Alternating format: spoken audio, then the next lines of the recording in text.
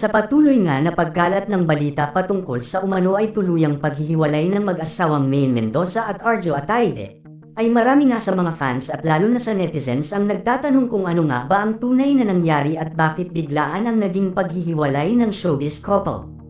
Patuloy nga din na nadadawat ang pangalan ng aktres na si Sue Ramirez sa isyu patungkol sa naging paghihiwalay nga umano ni Maine Mendoza at Arjo Ataide.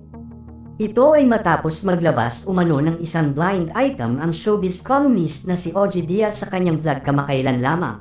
Ayon nga daw sa blind item nito ay naghiwalay ang showbiz couple na ito na halos kakakasal lamang dahil sa isang aktres na ex-girlfriend nito. Hindi pinangalanan ni OG ang babaeng aktres na ito na umano ay sumira sa magandang pagsasama ng showbiz couple na tinutukoy niya sa blind item.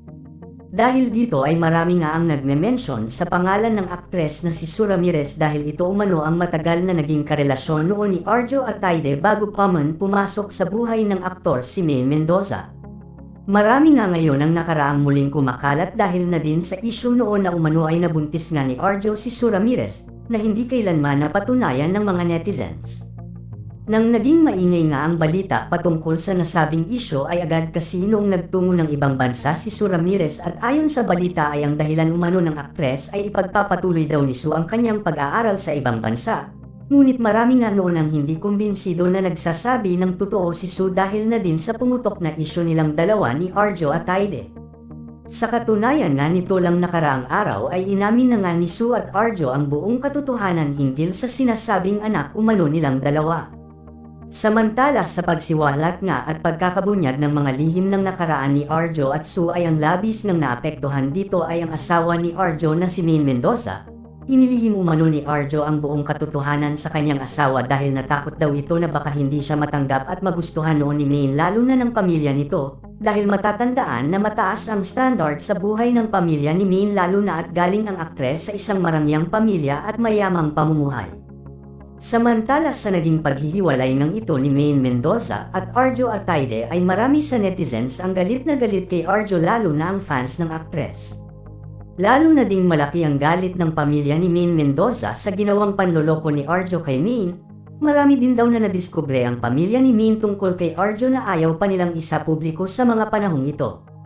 Dahil na din sa pinagdadaanan ng ito ngayon ni Maine ay ayon sa pamilya ng actress host na mas kailangan muna ngayon ni Maine ay ang kanilang buong suporta bilang pamilya ni Maine. Sobra umano ang pinagdadaanang sakit at bigat ng kalooban ni Maine sa mga nadiskubre nito patungkol kay Arjo, lalo na sa nadiskubre nitong sekreto nilang dalawa ng aktres na si Sue Ramirez. Labis nga daw ang sakit na nararamdaman ngayon ni Maine at hindi talaga nito matanggap ang lahat ng kanyang nalaman sa mga pinaggagawang panloloko sa kanya ni Arjo. Samantala usap-usapan din ang tuluyang pagpapatigil ni Maine sa ginagawang dream house nila ng kanyang asawang si Arjo Ataide at ang pagbebenta nito sa ilang properties nilang dalawa na naipundar na. Ayon kasi sa source hindi daw napigilan ni Maine ang sobra nitong galit dahil sa mga nalaman nito tungkol kay Sue at Arjo. Kaya agad daw itong nagdesisyon na ipahinto at tuluyang ipagiba na lang ang bahay na kanilang ipinapatayo pa lamang na hindi muna pinag-isipan ng aktres. Samantala dahil sa ginawang ito ni Maine ay agad na nagsampa ng kaso ang asawa nitong si Arjo dahil sa ginawang pagbebenta ni Maine sa ilang conjugal properties nila. Ayon sa source ay hinahabol nga daw ni Arjo ang kanyang sariling mga negosyo na napundar na naibenta na ni Maine Mendoza.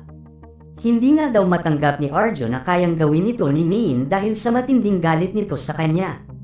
Nais lamang daw ni Arjo na mapag-usapan muna nilang mag-asawa ang isyu patungkol sa paghahati ng kanilang mga napundar na negosyo bago sana daw gumawa ng hakbang si Maine. Wala umano siyang balak sana na sampahan ng kaso ang kanyang asawa dahil naiintindihan naman daw niya kung saan nanggagaling ang pinagdadaanan ni Maine.